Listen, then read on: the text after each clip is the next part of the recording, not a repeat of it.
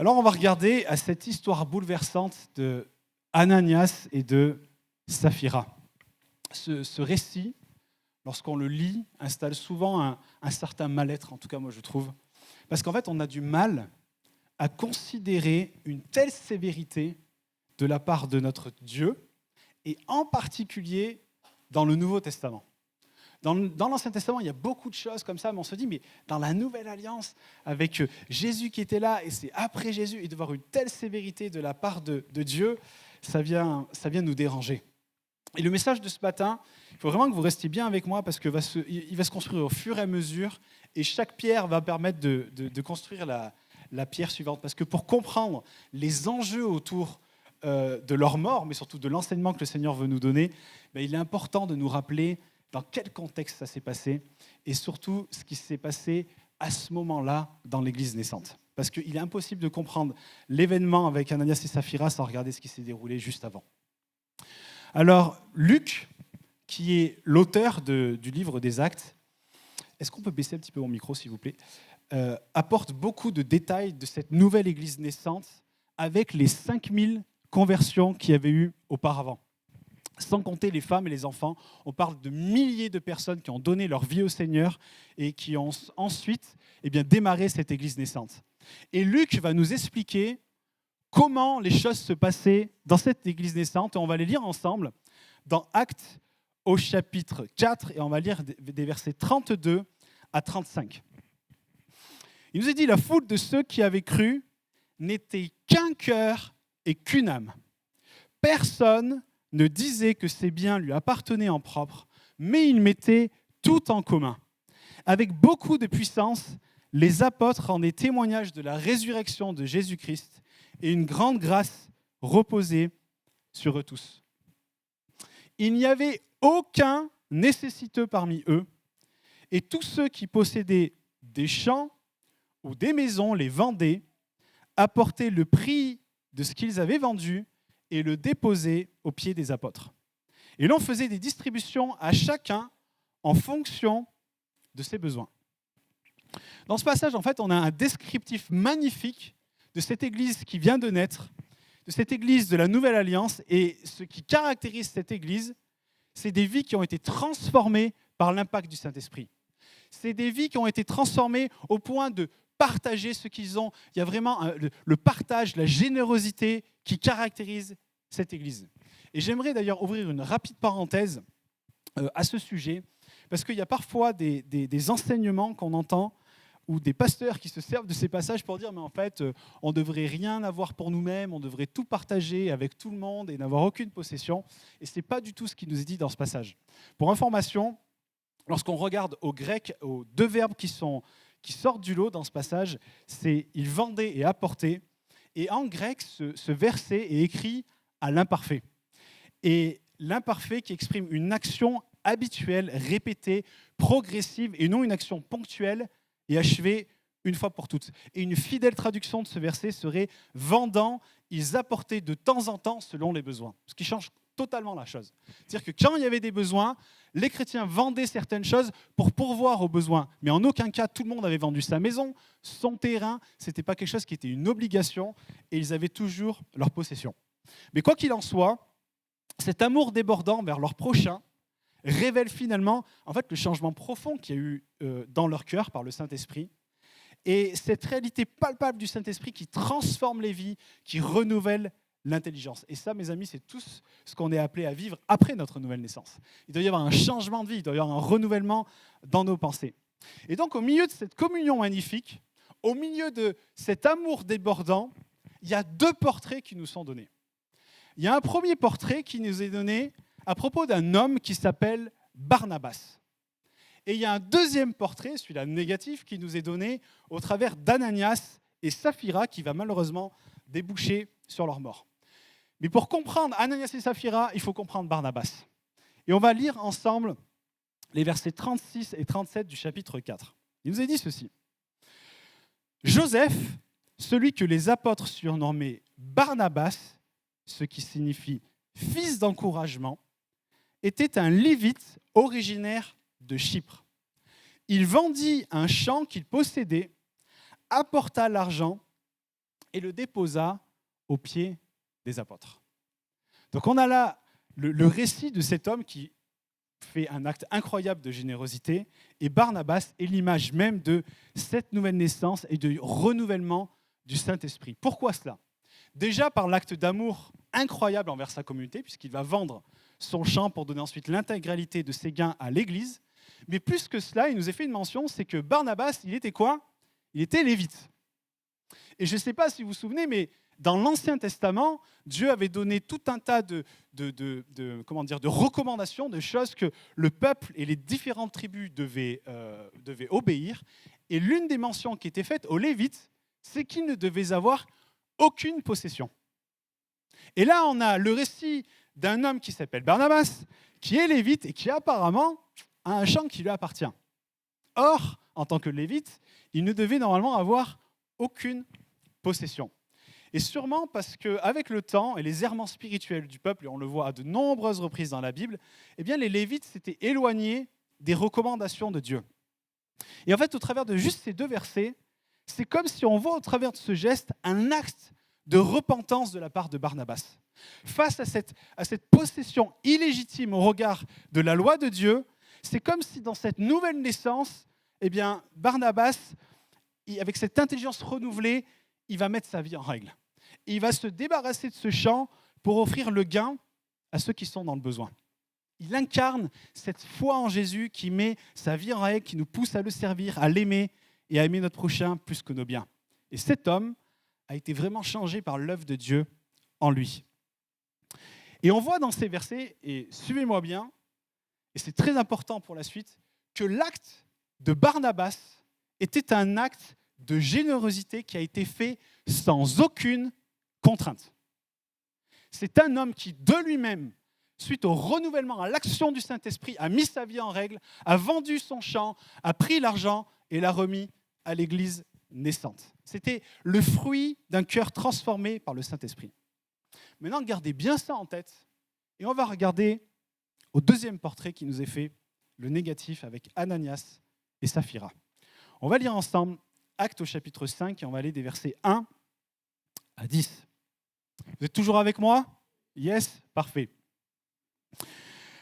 Cependant, un homme appelé Ananias, avec Saphira, sa femme, vendit une propriété et garda une partie du prix en accord avec sa femme. En accord avec sa femme. Il apporta le reste et le déposa aux pieds des apôtres.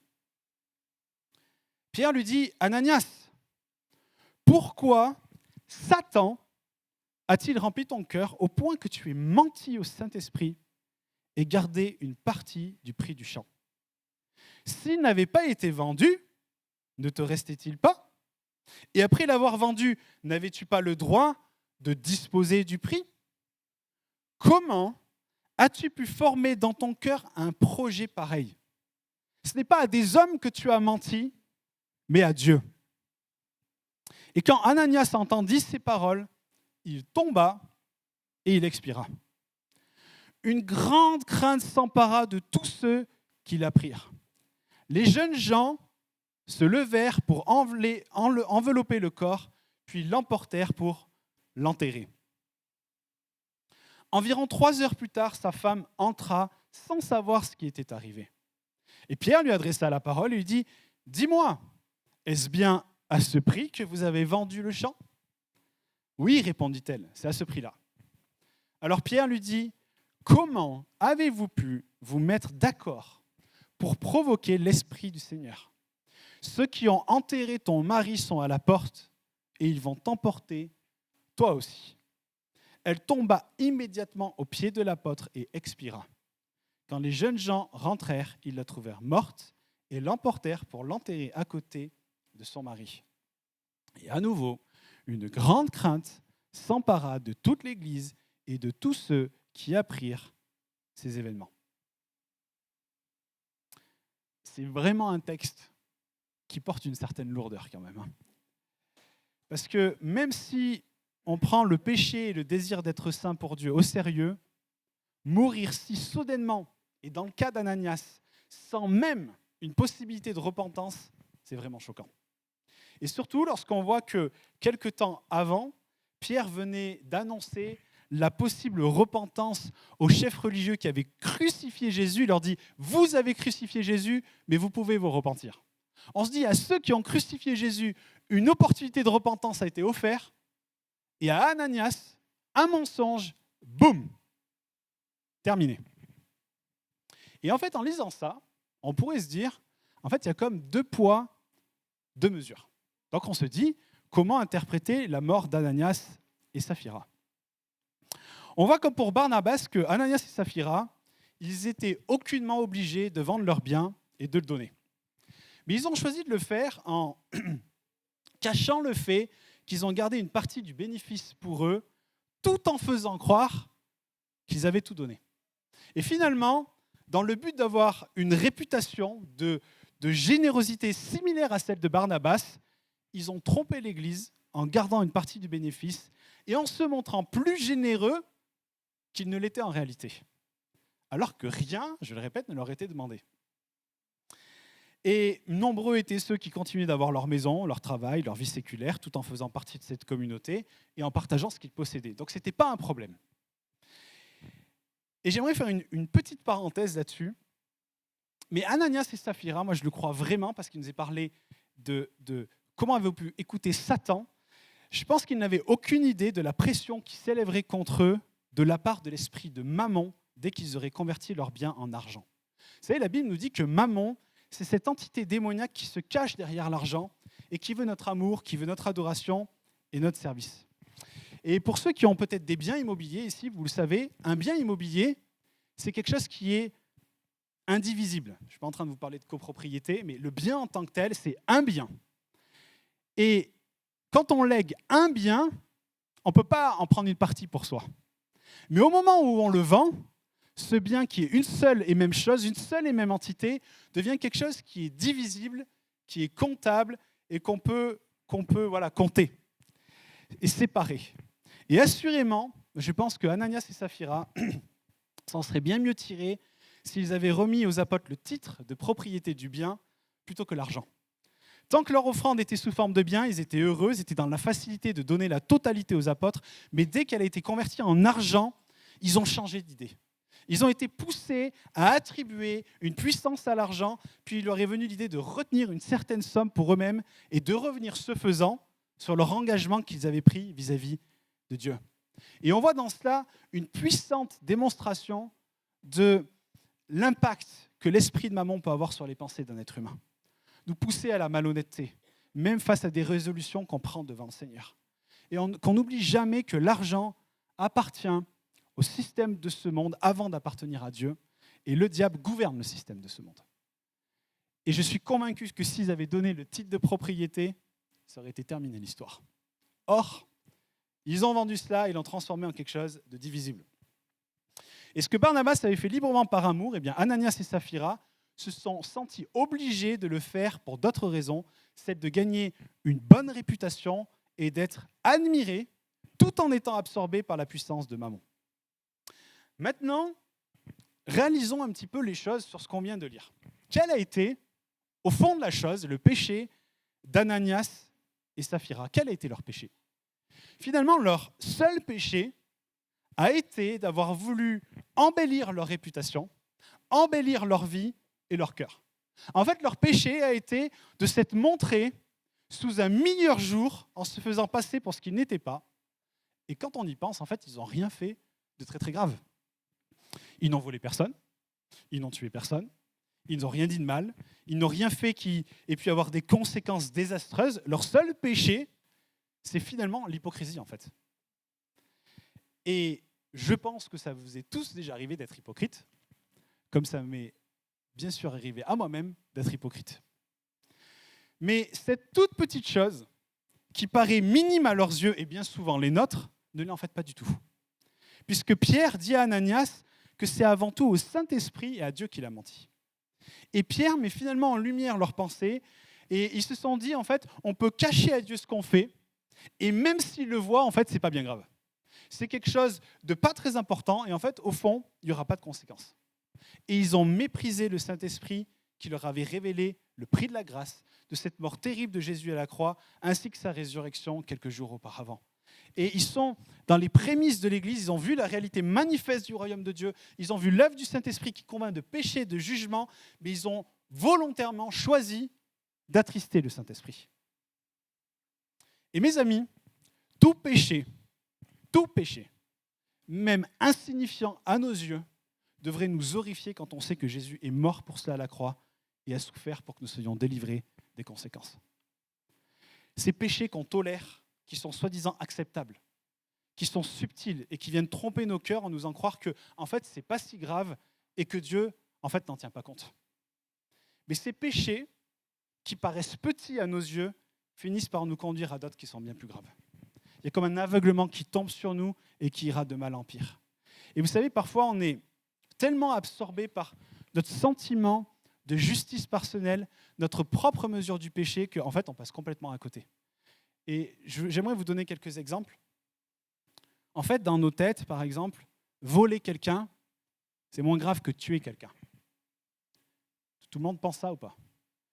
Non? Tout le monde ne pense pas ça? On est d'accord? Vous êtes là ou pas? Vous êtes avec moi toujours? Pourquoi est-ce qu'on pense ça? Parce qu'on mesure le péché en fonction des conséquences qui sont réparables ou qui ne sont pas réparables. Et donc, on vient mettre des degrés, on vient amener de la gravité aux choses, en fonction de la note, de la jauge qu'on pourrait mettre au péché. Mais ce qu'on oublie souvent, c'est que Dieu n'a pas plusieurs lois avec des degrés de gravité différents à ses yeux. Rappelons-nous que la loi de Dieu, elle est un tout, et c'est comme s'il y avait une loi au total, et la transgression d'un fragment de cette loi, au travers même d'un petit péché, est grave. Et c'est ce que nous rappelle Jacques au chapitre 2, au verset 10, il nous dit « Car quiconque observe toute la loi, mais pêche contre un seul commandement, devient coupable de tous. » Même avec la meilleure attitude du monde, on est tous trouvés fautifs. Et c'est pour ça que Paul nous rappelle dans Romains 3, 23, il dit « Tous ont péché et sont privés de la gloire de Dieu. » Maintenant, même à la vue de cette vérité, je reviens à d'autres textes, pourquoi est-ce que Dieu a jugé ce couple si sévèrement? Quand on regarde à la Bible, il y a beaucoup d'autres personnes qui ont commis des choses plus graves qu'Ananias et Saphira, bien plus graves qu'être hypocrites, et qui sont quand même restés en vie. Pensez déjà à Adam et Ève. Pensez à Moïse qui a tué un homme, à Abraham qui a donné sa femme non pas une fois, mais 2 fois à d'autres hommes pour être sûr de rester en sécurité, à David qui a commis un meurtre après avoir été dans l'adultère, et pourtant aucun d'eux n'a été foudroyé sur place. Alors pourquoi un jugement si sévère pour eux? À plusieurs reprises, on voit dans la Bible que dans des moments décisifs, des moments glorieux et remplis de grâce, on voit que dans ces moments-là, Dieu rappelle à quel point il est saint et à quel point il ne tolère pas le péché et qu'on ne peut pas abuser de sa grâce. Et j'aimerais vous donner quelques exemples. Lors de l'établissement du tabernacle, lorsque Dieu met en place tout le système des sacrifices pour accorder son pardon aux hommes, on voit que sa bénédiction et sa gloire éclataient sur le peuple parce que tout était fait selon ses recommandations. Mais rappelez-vous, le jour où les fils d'Aaron, ils ont pris une braise d'un feu étranger pour allumer l'autel, à ce moment-là, on voit que la sanction de Dieu est tombée immédiatement au prix de leur vie. De même pour les fils d'Élie, alors dans leur cas c'était un petit peu plus grave, qui volaient les sacrifices, qui demandaient des faveurs sexuelles à l'entrée du temple pour que les gens soient soi-disant pardonnés, on voit que Dieu les a sanctionnés de mort. Repensez à Uza. Uza, cet homme qui a vu l'arche de l'Alliance, qui était en train de tomber et qui est là et qui essaie de la rattraper. Et au moment où il touche l'arche de l'Alliance, boum, il est foudroyé sur place et il meurt sur le coup. Même David n'a pas compris le geste de Dieu à ce moment-là. Également dans Josué au chapitre 7, juste avant la conquête de Canaan, on voit qu'il y a cet homme, Akan, qui va prendre des objets que Dieu avait dit « vous ne prendrez rien » et à cause de ça, tout le peuple va être mis dans l'éloignement de Dieu juste à cause des fautes d'un homme. Et lui et sa famille vont être punis de mort. Et ce que nous voyons de commun à toutes ces histoires, c'est que lorsque la puissante présence de Dieu se révèle, se manifeste, le péché n'a pas sa place. La connaissance de Dieu la connaissance de la présence de Dieu, être témoin de ce que Dieu fait entraîne une responsabilité.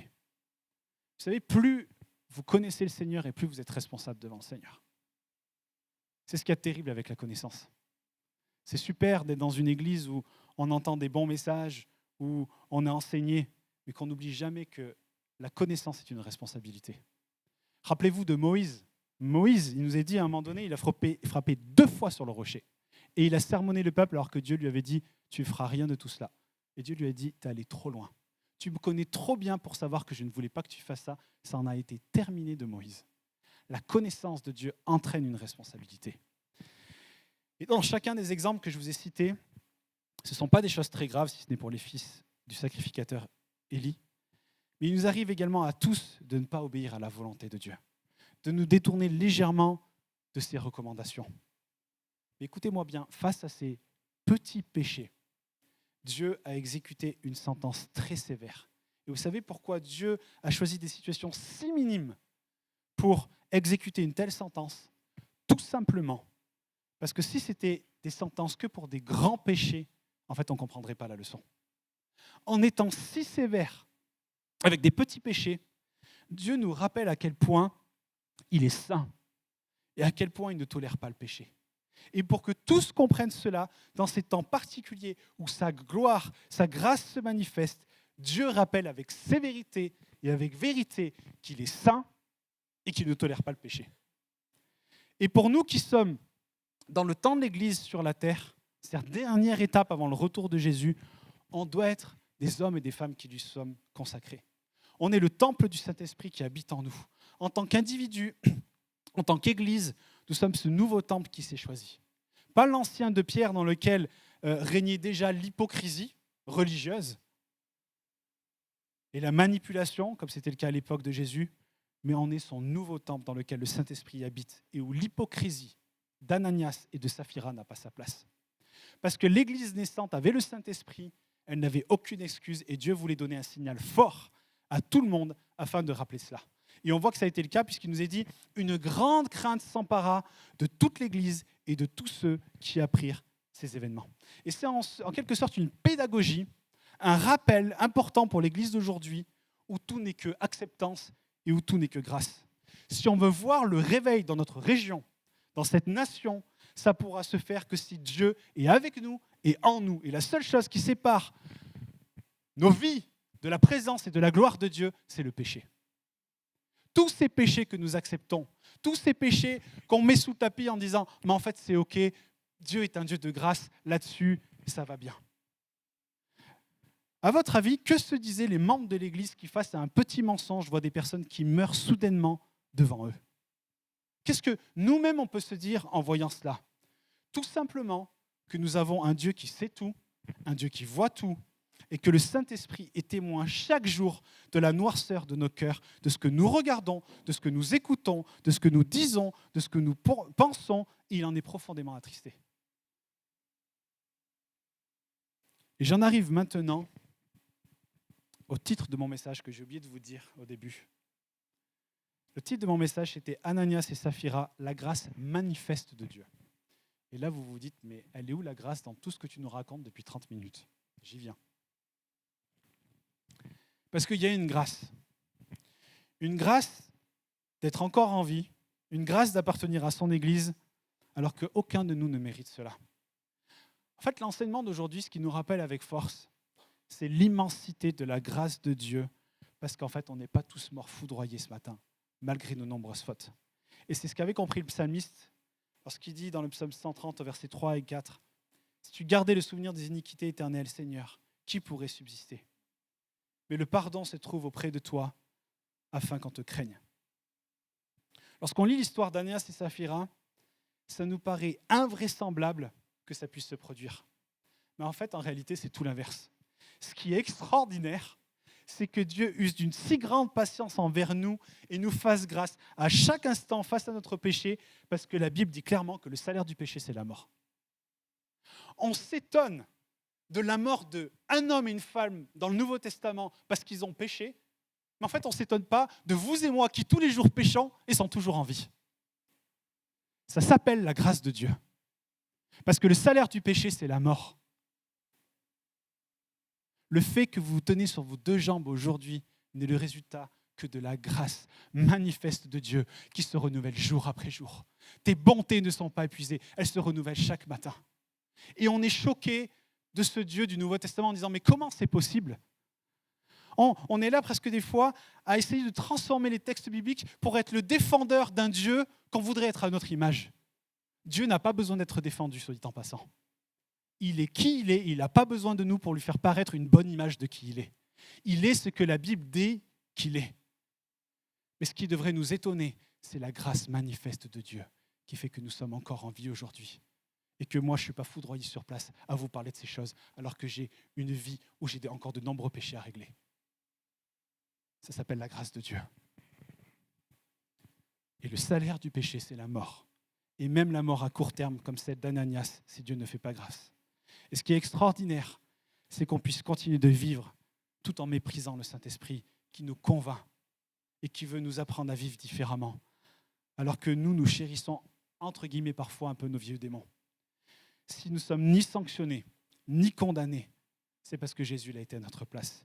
Et bien plus que sur Ananias et Saphira, c'est sur Jésus, son Fils, que le Père a déversé sa colère et son jugement. Il a porté la culpabilité de tous ces petits péchés si acceptables à nos yeux.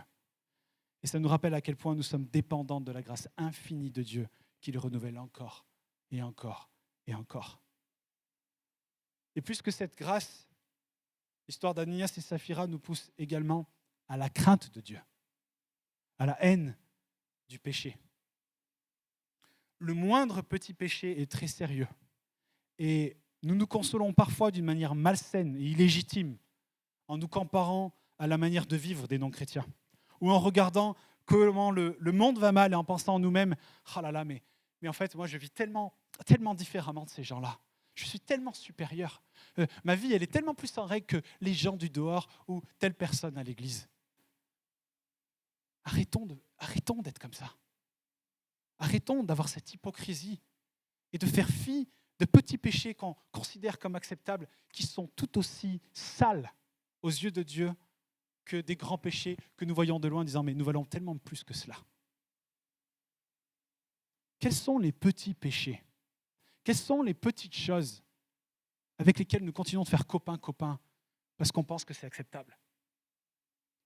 Parce qu'on pense que je fais quand même telle chose pour le Seigneur et j'en suis à telle chose et puis j'ai avancé et puis il y a quand même tout ça qui va bien dans ma vie, comme si c'était une histoire de balance à peser comme dans l'Ancienne Alliance. Ce que Dieu nous montre au travers de cette histoire, c'en est tellement pédagogique, c'en est tellement beau la manière dont il agit, de dire mais je veux que vous compreniez que ce n'est pas une histoire de grands péchés, toutes les petites choses et toutes petites sont pas acceptables. Et à cause de cela, il faut que vous ayez un regard renouvelé. Il faut qu'on ait ce regard renouvelé avec les yeux du Saint-Esprit pour voir ces choses-là comme lui les voit. Moi, c'est ce qu'on va faire dans un instant, mais je prie que le Seigneur nous ouvre les yeux. Qu'on voit à quel point, en fait, on est complètement à côté de la plaque dans notre vision de ce qu'est la grâce, mais aussi dans notre vision de ce qu'est le jugement. On a besoin de ce renouvellement de la part de Dieu. On a besoin d'être renouvelé dans notre manière de voir et de considérer le péché. En fonction de ce qui nous arrange ou ce qui ne nous arrange pas. En fonction de c'est ce que cette société nous dit et de ce qu'elle ne nous dit pas.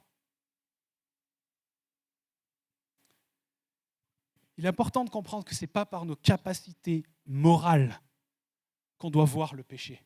On ne pourra pas y arriver ainsi. C'est uniquement par la présence et le ministère constant du Saint-Esprit en nous.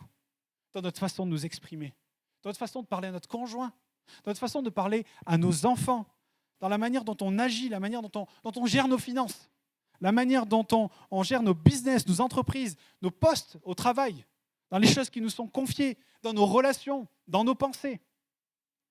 Que tout ce qui n'a pas lieu d'être puisse nous attrister, tout comme ça attriste le Saint-Esprit et nous conduise à la repentance. Vous savez, il y a des gens, je l'ai rappelé il y a quelques temps en arrière, mais des fois on entend des enseignements où on dit, mais en fait le chrétien mature, il devrait plus avoir à demander pardon tous les jours. Moi je crois que c'est profondément faux. La repentance quotidienne est le signe d'une vie saine avec le Seigneur. Parce que lorsqu'on est en communion avec le Saint-Esprit nous montre les choses qui doivent changer dans nos vies. Et lorsqu'on attriste le Saint-Esprit et qu'il nous révèle ces choses, on ne peut pas rester comme ça. On doit s'approcher du Seigneur et lui demander pardon. On se plaint de ne pas voir de miracle, on se plaint de ne pas entendre la voix de Dieu, de ne pas être en communion avec l'Esprit de Dieu. Alors que c'est tout ce que le Seigneur demande. Et si ce n'est pas le cas, c'est qu'il y a des choses à régler. Et si ce qu'on vit est d'une relation platonique, où rien ne se passe, où on n'entend pas la voix de Dieu, où on n'a jamais l'impression d'être repris, c'est qu'il y a un problème. Et qu'on considère cet enseignement comme un avertissement de la part de Dieu. De dire qu'il y a des choses qui doivent changer dans nos vies. Quand Pierre a dévoilé miraculeusement le péché d'Ananias, on voit que Dieu ne lui a laissé aucune chance de se repentir. Mais avec Saphira, il y a eu une opportunité. Et j'aimerais terminer là-dessus. Ananias, en tant qu'homme et chef de famille, méritait un jugement encore plus sévère. Mais pour Saphira, il lui a posé la question, il lui a dit, mais est-ce que c'est vraiment à ce prix-là que vous avez vendu le champ ? Donc une opportunité, une perche tendue pour un changement d'attitude. Et elle a rejeté la perche, elle a dit, bien sûr que c'est à ce prix qu'on a vendu ce champ. Je vous garantis que si Saphira avait dit la vérité, que si elle s'était confessée de son mensonge, de son hypocrisie, qu'elle se serait repentie, elle aurait été pardonnée. Parce que notre Père ne refuse pas le pardon. Mais elle a préféré fermer son cœur à la voix du Saint-Esprit. Elle a préféré laisser son cœur se fermer à la grâce de Dieu qui lui était offerte. Et à cause de ça, elle est passée complètement à côté. Et tous deux en sont morts. On doit saisir les opportunités de nous repentir quand elles se présentent. Elles sont un cadeau que nous ne méritons pas. Elles sont un don de la grâce de Dieu. Mais en fait, on vit cette grâce comme si c'était un distributeur de boissons avec un porte-monnaie rempli de pièces. La grâce de Dieu est une chose précieuse, est une chose à ne pas mépriser, est une chose dont on est appelé à s'approcher quotidiennement. Et cette grâce, c'est la Bible qui dit, elle se renouvelle tout le temps. Comme Myriam le priait tout à l'heure, le soleil se lève toujours à la même image. Toujours, l'espérance vient au matin. Il y a quelque chose qui est présenté par le Seigneur. Une opportunité de nous approcher avec sincérité devant Dieu. Mais qu'on ne méprise pas la grâce de Dieu en disant « je vais pécher, je pourrai toujours demander pardon après ». Parce que vous ne savez pas qu'est-ce qui va se passer après d'ailleurs. On doit saisir les opportunités de nous repentir quand elles sont là. Que ce soit pour donner le pardon, mais que ce soit aussi pour le libérer. Ça aussi, c'est important. Demander pardon, c'est une chose, mais savoir pardonner, c'en est une autre. Vous savez que c'est conditionnel. La prière du Notre Père qu'on aime faire, il y a 2 jolis versets qui parlent de ça. Pardonne-nous nos offenses comme nous pardonnons aussi à ceux qui nous ont offensés. Qu'on saisisse les opportunités qui sont données de libérer le pardon sur les vies. Prenons ces choses au sérieux et qu'on laisse le Seigneur transformer nos cœurs par l'intermédiaire du Saint-Esprit. Laissez le Saint-Esprit renouveler notre regard. Ce que je vous propose maintenant, c'est qu'on va prendre un temps de prière. Et on va demander au Saint-Esprit de faire ce pourquoi il nous a été donné. De nous convaincre de péché, de justice et de jugement, mais aussi de nous révéler le cœur du Père. C'est l'une des 2 missions principales du Saint-Esprit. Nous révéler ce qu'il y a dans le cœur du Père. Et si vous êtes OK avec ça, moi je vous propose que ce matin, on demande au Saint-Esprit de nous révéler ces choses, ces petits péchés avec lesquels nous cohabitons sans aucune gêne et que nous voyons comme acceptables. On va demander au Saint-Esprit de renouveler notre regard sur ce qu'est le péché et aussi sur ce qu'est la grâce. Et on va lui demander de considérer cette grâce, de nous aider à considérer cette grâce comme elle doit être considérée.